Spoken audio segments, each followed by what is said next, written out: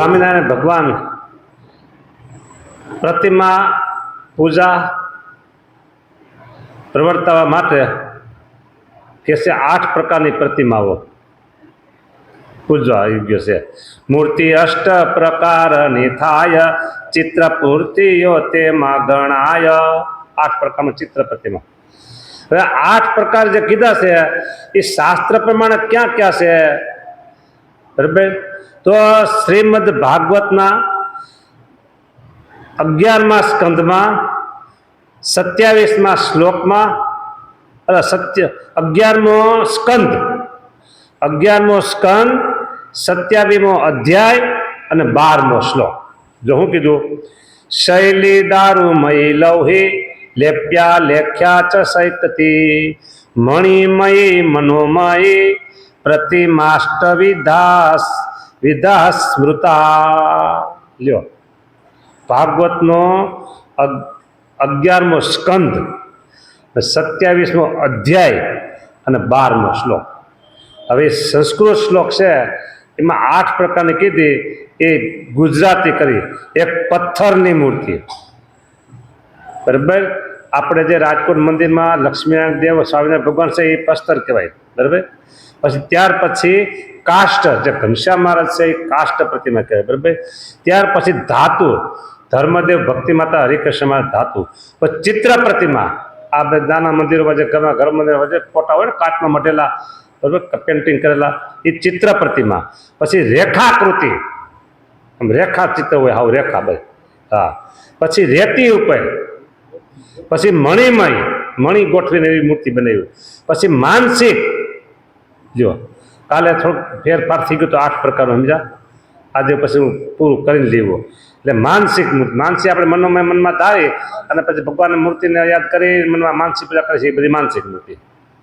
ये 7 प्रकार मूर्तियों के 8 भेद है.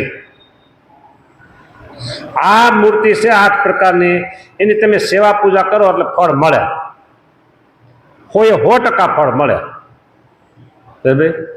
પણ જે શાસ્ત્રમાં નિષિદ્ધ છે અથવા શાસ્ત્રમાં જેનું નામ નથી એવી મૂર્તિની તમે સેવા પૂજા કરો તો ઘરમાં અશુભતા થાય, શુભતા નહીં. આજ મેં એક નવી વાત સાંભળી, મને જે હમણાં જ વાત મળી, અડધી કલાક થઈ ગઈ, કે સુરતમાં કોઈ એક હરિભગત છે, લગભગ સાવરકુંડલાના છે અને સુરતમાં રહે છે. એને કેટલી 250 કીધી કે 400 કીધી કંઈક એવા આવા હરિકૃષ્ણ મહારાજ બનાવ્યા તો આવા. પછી એના વાઘાન બધું સંપૂર્ણ એનું જે જોઈને આખી પેટી ત્યાં બધું કરાવી અને બધા વૃદ્ધોને આપે. હાલ્યો આની આ ચોખાથી તમે પૂજન કરજો, સ્વામિનારાયણ નમસ્ પૂજન કરજો, સેવા કરજો, મફતમાં આપે. પણ ક્યાં પંચ ધાતુના 400 કીધા કે 250 કીધા એમ કે કીધા, એટલા એ હરિકૃષ્ણ બનાવ્યા. પછી મેં કીધું મને તો એક આપો, કીધું હું મારા જોવા માટે. એ કે હું તપાસ કરાવું કોણ સંસ ક્યાં છે, કે તમને પછી મોકલી શકીએ. હા, એટલે એને સમાચાર મેળવતા આવું કીધું, એ બરાબર.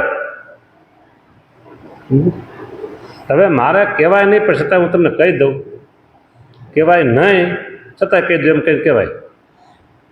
મારી પાસે ઘણા માગે કે મને આવા દો ને ભગવાન ક્યાંથી મને શું મળે, તો લગભગ નહીં તો છે ને 20 થી 25 મૂર્તિઓ મેં નાની મોટી જુદી જુદી સાઈડથી બનાવેલું, બરાબર. અને આ લઈ જાઉં, બસ આવજો. કેટલા દેવાના એ તમારે દેવા હોય તો દો, હું માગીશ નહીં કંઈ. ભગવાનનું વેચતો નથી, કીધું ભગવાનને વેચતો નથી. એને મેળે પછી કંઈ દેવા હોય તો દે કોઈ, અને કોઈ કેમ કે સામે મફતમાં દીધા, સેવામાં દીધા, પૂજામાં દીધા, પ્રસાદ દીધા, સારું સેવા પૂજા કરો તો મેં કરો સેવા પૂજા, વાંધો નહીં. જો એટલે કહેવાનું એટલું છે કે શાસ્ત્ર પ્રતિપાદિત જે વસ્તુ હોય ને એ ફળદાયી બને. હા, અને જે અત્યારે મારા નામ ન લેવાય પછી છતાં લઈ લો કે જે ફાઈબરનું અત્યારે વધી ગયું છે ને, ફાઈબરનું, હા ફાઈબરનું, હું તો મને પૂછે તો હું તો ના પાડું. આપણે કોઈને રોકવા નથી, એ રોકાય નહીં. આપણે શું કામ રોકવાય? તો પૂછે ને આપણે સાચો જવાબ દેવાય. હું કહું શાસ્ત્રમાં 8 પ્રકાર છે, એ આ ફાઈબર આવતું નથી. બસ પછી હવે તમારે જેમ કરવું એમ તો કરો. હું તમને હા ના કંઈ કહું નહીં. બરાબર. શાસ્ત્ર પ્રમાણે તમને વાત કરી દઉં. હા ફાઈબર એટલે પ્લાસ્ટિક. પ્લાસ્ટિકની વાત થઈ. હા હા એટલે એ ક્યાંય શાસ્ત્રમાં છે નહીં. તમે ઘરમાં રાખો ને તો તમારા ઘરમાં અશુભતા થાય, નેગેટિવ ઉર્જા ઉત્પન્ન થાય. હા ઘરમાં સુખ અને શાંતિ ન આવે.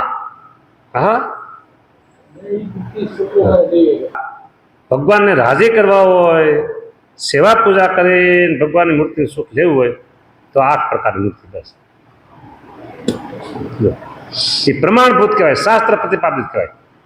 અને પાછું ભાગવતનો શ્લોક એટલે વાત પૂરી થઈ ગઈ, પછી બાકી જ ન હોય કાંઈ માં. મહારાજ એ આ બધી પ્રતિમાઓ બનાવી અને પછી બધા ભક્તોને આપે છે.